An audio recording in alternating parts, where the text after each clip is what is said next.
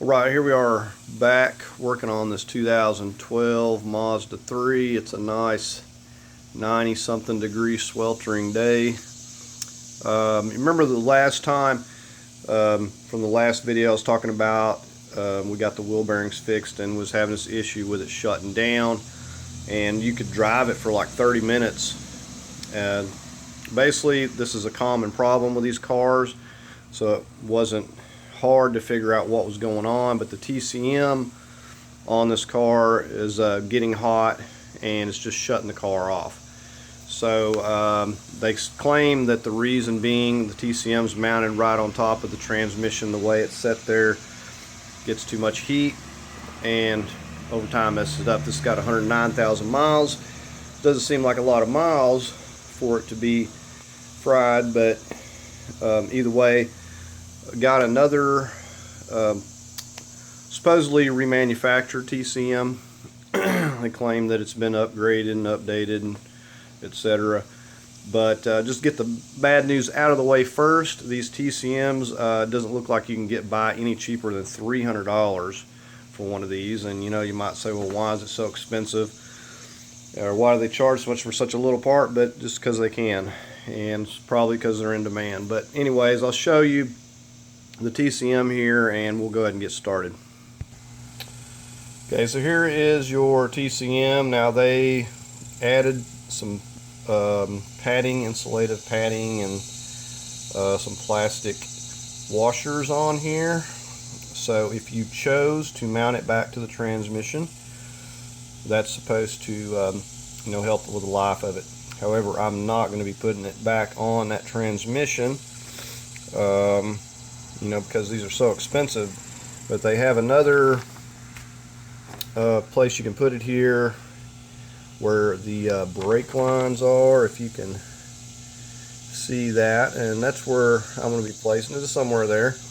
And we're going to take some zip ties and we're just going to secure it in that manner right there. I think that'll probably be the best. If I had a heat shield, I'd probably put that around it as well. But I think with it being up there, it's going to get some airflow and stay cool.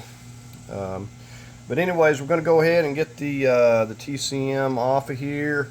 You don't really need a lot of tools, yes, but we've got a few things we've got to remove. Okay, so we got the hood up. We're going to get started over here. We'll just get the battery disconnected, and then we'll move on. Okay, so we'll just kind of pop this out of these little snaps and pull it back. Okay, this bracket, as you can see, is not doing a whole lot of good because we probably have the wrong size battery in here. But nevertheless, we got two of these 10mm nuts. We're just going to remove and we'll lift this bracket out. Okay, so there's those. Go ahead and get our negative cable. Do not touch these together. Now we'll get our positive.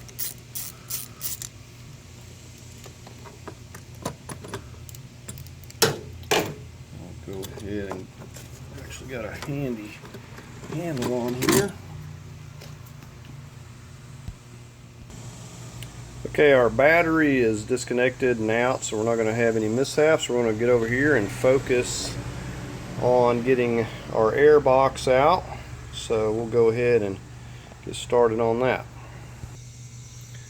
Okay, this connector, usually these have safety locks. It's probably been lost, but regardless, you usually have to push those back, but this one I just have to push down on and disconnect that. Okay, so this part of the wire right here, we're going to have to get a little, you really need one of these for this if you don't have one. There's a lot of little clips. Okay, now if you want to avoid breaking these, you get on the back side with some needle nose pliers and just pinch these together, and you can push it right through. I'll show you on the next one. Let's give this right there a pull.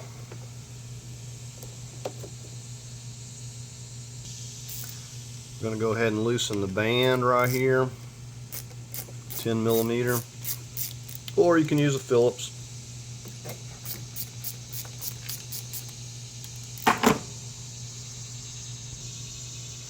Okay, over here in front of where the radiator would be, we've got a 10 millimeter to remove. Okay, also in front of the radiator we got this piece of duct. I like to just get this popped loose off of this part.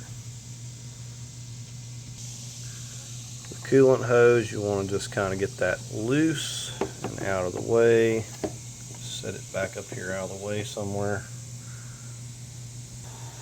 Okay, and at this point all we got to do, we got this band loosened up. Let's give that a tug. You got a couple rubber grommets over here. Just give this a pull up. And when you're coming out, watch this. Kind of tilt it kind of that way so it doesn't hang up. And you can see how that whole thing comes out of there. All kinds of room at this point. Hey, this is our cover for our computer. Just push those little clips in with your thumbnail right there, and just give that a pop off of there. Okay, we're going to focus on these connectors. Now, you want to pay attention to which one came from where. There's a little tab that you can't hardly see. You just get down here underneath with your thumbnail and give that a little push down. You'll notice that flips up, and then you just go ahead and pull it. That just right there releases that lock. Pull it straight up. You can see it here now. You push that right there to release that lock. I'm just going to do the same thing with this one over here. Pull that straight up. Okay, and then we're just going to take these and pop them out of this area where they're sitting. Just be careful with your connectors, and not a bad idea to cover these with tape. Keep stuff out of there. Okay, now you notice the clips here that we have, and I'm going to show you from the other side with some needle nose how to pop those loose. Okay, so I got my needle nose. You're just going to grab that, squeeze it a little bit. I know you can't see with my hand in the way, but I'm just squeezing that and popping that through. Same way with this one here. Just squeeze. That just keeps you from breaking them, because sometimes they really lock on and you just almost can't keep but tearing stuff up. But if you can get to the back side, then you can get them. I'm getting this one right here, same way. So everything is popped loose from everything. I don't even think I had to take that one. But this little panel, you see here, lifts up, and that just comes up and off of there, gets it loose from this wire right here. So now we've got, okay, we've got one more. You can see this one right down here at the bottom. This, I'm going to use this little tool. So we got everything loose there. And now all we got to do, we got 3 of these bolts here. I'll focus on these right here. We got one more over on my right there. Go ahead and get these 2 out. Okay, so here's the other one. So we got these 2 and this one right here.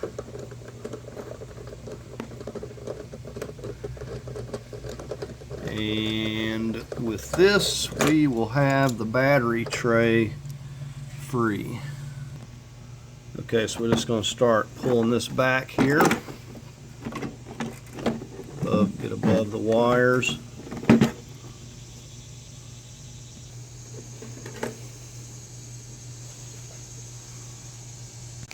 Okay, with that stuff out of the way, we're getting to the source of our problems. You can see. And you can get to this, even though you got this mount cover and everything in the way here, you can get to this. This one here, you don't have to take it out. It's just slotted. And this here connector is just like those other ones. You just push down on that and flip that up. Pull that straight back. This lifts up right here. So it's on that stud. And for good measure, we're going to take this loose just to get this out of our way. We'll just put that one back. So I'm just going to move this over here out of our way. And you can see the more difficult one is right there, but it's still not too bad to get to. They're just going to be extremely tight from factory, so you're going to have to put a lot of pressure or get a little bit of leverage or an extended handle to break them loose. Okay, I'm just using this 3/8 ratchet, so they're going to be quite hard to break loose at first. This is the studded one. You got to take the studded one and that one right there completely out. You do not have to take the one towards the front completely out because it has the slotted hole. So there's that one. Now this one over here, a little bit more difficult to get to, but you can so we may switch over to our little ratchet wrench. Okay, I've got a ratchet wrench I'm using on this one. So once you get it broke loose there, very easy, very easy to get in there. You can get it with your fingers. So I'm going to go ahead and remove that. Okay, so this is the one up on the front, and all we got to do is get this one loosened up. And you can see it already slid out of place. And go ahead and bring this right up through here.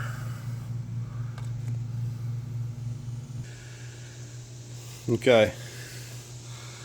So if you notice right here, this number starting with the L, that's the number that you need to match up to the TCM. Now, I'm assuming that if you match this number, you could use a used one. However, you're probably going to run into the same problem with a used one. So I wouldn't recommend that. But that's the number they need when you order your TCM. And you got to send your old one back. See this like gel substance right here. So we'll go ahead and get the other one in place. Okay, so according to their diagram, it shows, if you see this piece, this line running here, shows they have it like mounted, like zip tied here, like a zip tie there. I'll know if it's going to work when I go to sliding my battery tray back in. If I have to scoot it over, I can do so, but I'm going to go with their recommendation. Now, another thing that we want to know is this connector going to allow us to mount it like that, and that's the kind of iffy part.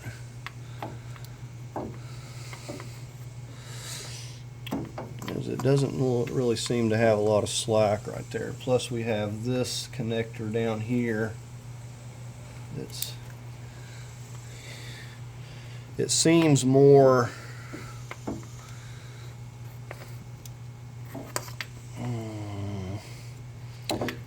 like it would go down here. Let me fiddle with it a minute. Okay, so this is where I decided on mine, and so mainly I didn't want it nosed up because water could seep in here, so definitely want it sideways like they were showing it. However, I got it on this one. There's not enough slack to really go up here, didn't seem like, so I went with the one below that. I put a zip tie around this connector to those brake lines. I put a zip tie around the wire here so it's not putting stress, and then one down there. So it's going to be secured, and I feel like that it's plenty far up off of the transmission so it's not getting any heat. And so we're going to go with that, and I've already tested the battery tray. Does in fact fit in there. Alright, let's go ahead and set this back. And then just kind of tilt that nose down.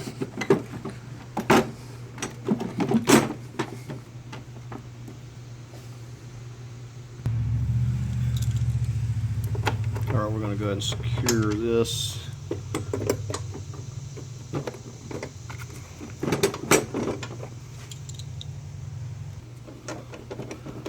I'm going to tighten these up.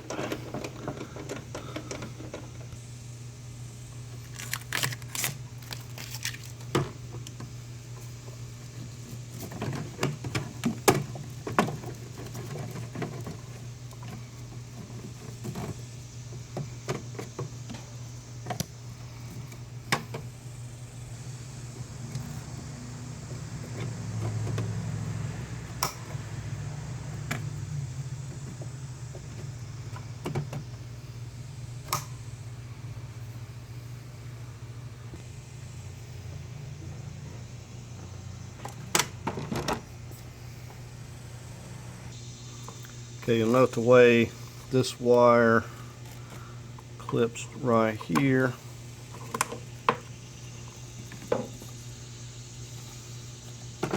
And this, get it around, just slides right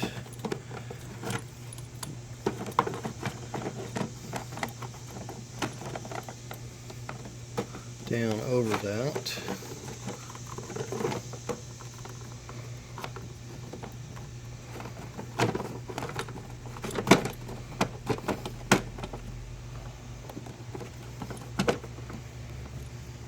Okay, and that will lock in there. That will snap there. That will snap back there. Okay. There's another view of that, how those are clipping in there, and how that locks.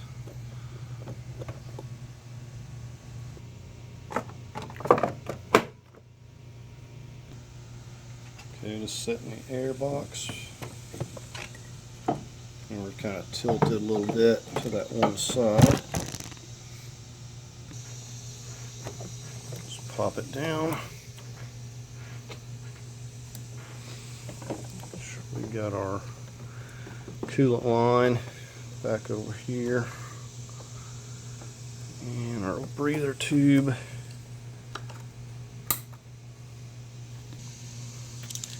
This band.